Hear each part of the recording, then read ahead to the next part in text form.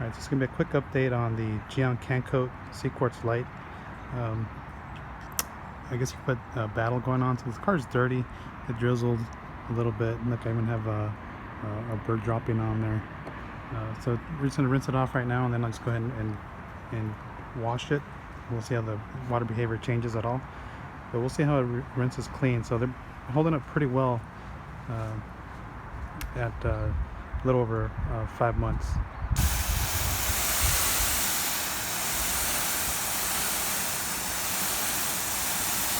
You can see that bird dropping just rinsed right off.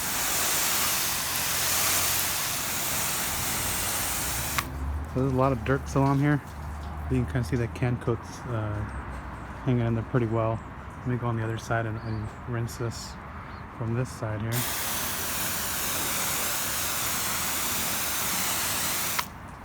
And you kind of see that Cquartz Lite. Like I said, it's real covered up in dirt, so this is going to change. But you can see that they're both doing pretty much about the same. So let me just go ahead and continue washing this, and then I'll come back with the final rinse and we'll see what it looks like at the okay, so I just went around the entire car with carpet reset and washed the entire car.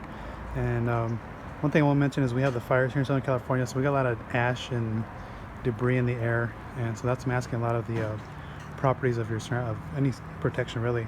But that's what's really masking the property of the ceramic coating itself. They don't repel everything. So I got the nozzle on the shower setting, and we'll see how this rinses off.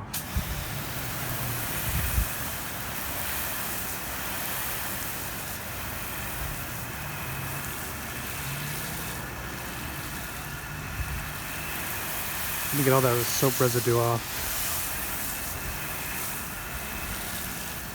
You can see they both sheet pretty well still at that amount of time.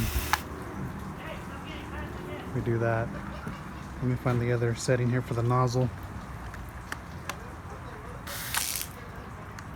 So right here I'll flood the surface and we'll see what that looks like. Let's see if I can get more than that.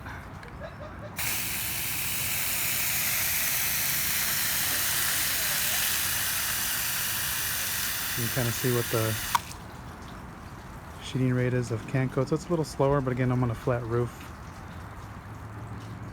But still a lot of the product comes off. Let me walk over to the other side and we'll see what the Cquartz Lite is doing. Let's grab the hose here. So we'll flood the surface here as well. I'll put a lot of water on here so you guys can actually see it.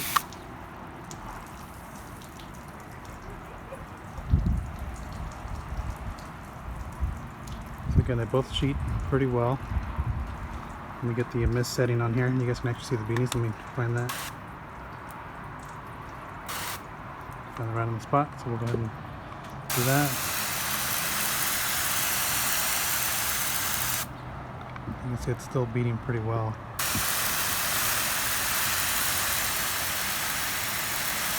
There's the Cquartz Lite. You see the beading is still tight. I'm going to walk over to the other side and we'll do CanCoat. Although you can see it from this side.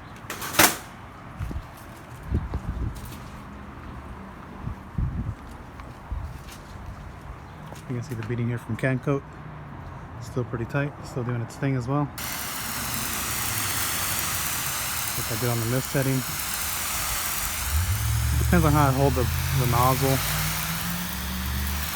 You're going to get a lot of flatter beads, but again, beading's about the same. Cquartz Lite may have a slight edge, but that's what's going on at almost 6 months. I think with both of these coatings will get you a year. Here's a good shot. So this side's CanCoat. Let me pan over. That's Cquartz Lite.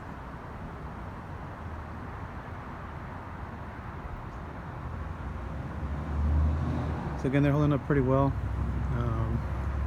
Can't complain with either form of protection. So that's a 6-month update. They're both holding up pretty well. I think probably at this point, if I was really maintaining this coating, I'd go ahead and hit it with probably like a elixir or a cure. It's kind of extend its longevity a little more. But since I'm testing it for you guys, these coatings can probably go up like another few months, maybe make it to a full year. So we'll see where they're at in December, and I will be putting these up against another long-term coating test along other coatings. So even if we do like a 6-7 month time frame, we'll get a longer duration. But at 6 months, both of these are doing great. Can't go wrong with either one. If you like the tighter beading, pick Cquartz Lite. I think it's got a slighter edge in terms of CanCoat overall performance thus far.